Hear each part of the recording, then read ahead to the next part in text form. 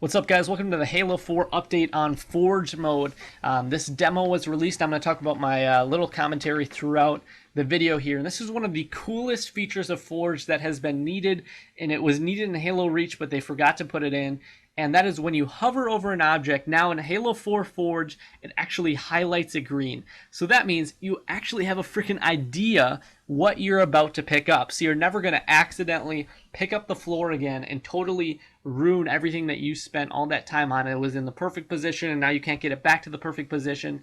Now you can actually know what you're picking up, exactly what you're going to be picking up, and not just have to guess. Totally awesome. That's great to see that they incorporated that into Halo 4. You're going to see he's going to spawn a bunker here, which is going to have actually some astounding detail, and it's not just a bump map anymore. It actually is extruding, from the outside of the bunker. All those little things you're seeing are actual details that have been added to the bunker and not just images that make it look like it was. So that's totally awesome.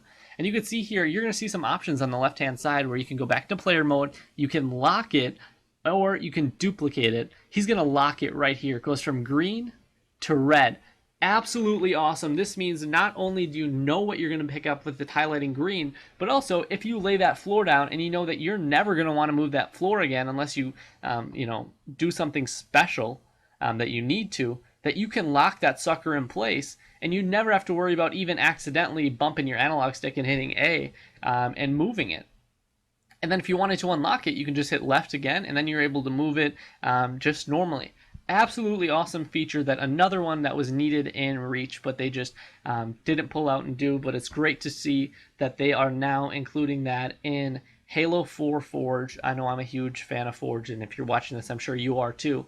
And you can see that just the absolute detail that is on that bunker right there is awesome. So you can see right now he duplicated the object, and what he's going to do, he's going to turn it around, and he's going to try to align it with the other bunker to make a full bunker.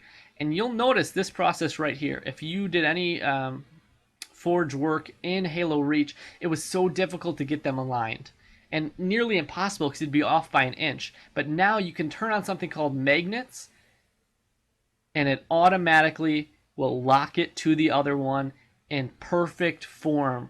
Absolutely astounding. No deviation anymore. You can put a bridge up to it with magnet mode on and have it lock in place just like that. Then as simple as you did that, you can duplicate the bridge and have it magnet to the next one, duplicate it, magnet, duplicate, magnet, and you can build a perfect bridge in a matter of seconds, as opposed to having to spend 10 minutes trying to align your bridge, which ends up just being an imperfect bridge because it would just have those little deviations off and you try to make it good enough. Absolutely awesome feature. And I'm very impressed that they figured out how to do that, and I'm really excited to play myself and use that feature. You can see the absolute detail in that man cannon as well. They really did an overhaul on everything that you're seeing here, so I know it's going to be a beautiful Forge environment, and there's going to be some beautiful Forge maps that come out of this. So this is going to be something that's really cool too. While you're in Forge mode, you can see the absolute detail of everything that has been added. But he's going to drop into player mode here in just a second. Let's wait until he drops into player mode here.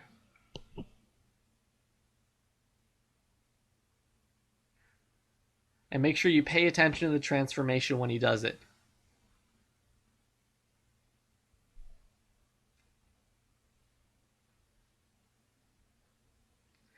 Look at that. Look at the dynamic shadows and lighting that automatically were applied to the Forge objects. You went from something that already looked absolutely beautiful and detailed to now having dynamic lighting and shadows added to it. Is absolutely awesome to see. If you didn't know, that wasn't included in Halo 3 or Halo Reach. You would actually put up a Forge object and then nothing could cast a shadow on it or anything like that because they were just these objects that were essentially you programmed them in. So that's absolutely awesome to see. That is going to make the environment that much more beautiful when you're playing in it, and that much more realistic. Halo is something that has been not very realistic, and that's because it wasn't trying to be realistic. It's a fantasy game, but it's great to see those realistic features being brought into that fantasy environment, because it really changes things, and ups the whole quality of the experience in your gaming. So this is something pretty cool too. Take a look at the distance between the bridge and that ledge. Obviously, it can't be done with a single jump, and you'll see he's got some death balls down there. What he's going to do is he's going to run, and he's going to try to jump. Obviously, he can't make that jump, and looks like you can add some extra death balls too, so that's going to be something exciting too that most people probably didn't notice. But here's what he's going to do. He's putting in this special zone. And what it does is you can set the width, you can set the height, you can choose how big you want it to be, and it's going to alter your player's trait when they're within that zone. So he's setting it to be a big cube here. It's a little bit of a rectangle probably, but essentially when that person is on the bridge, he's going to add his extra speed and probably some lower gravity too, so that he's able to get a good jump out of it. So he has 4 times overshield, he has super speed, and he can jump now 300% higher and has half of the gravity. So this guy's going to be able to jump high. He's going to go back into player mode here, and watch him. Right when he enters the zone, he's going to start speeding up, and he's going to jump. And he's able to jump all that far and able to land on it. And now if he jumps again, he would just be back in normal player mode because he's not within that zone. And then now what he's going to do is he's going to create another trait zone. He's going to increase the jump height so that he can get back. And then this is absolutely great too, because essentially what he's going to do is he's going to show that, well, if you jump from that point and land over there, that you are going to die. Even if you make it, you're going to die, because in Halo, if you fall from a certain height, it kills you.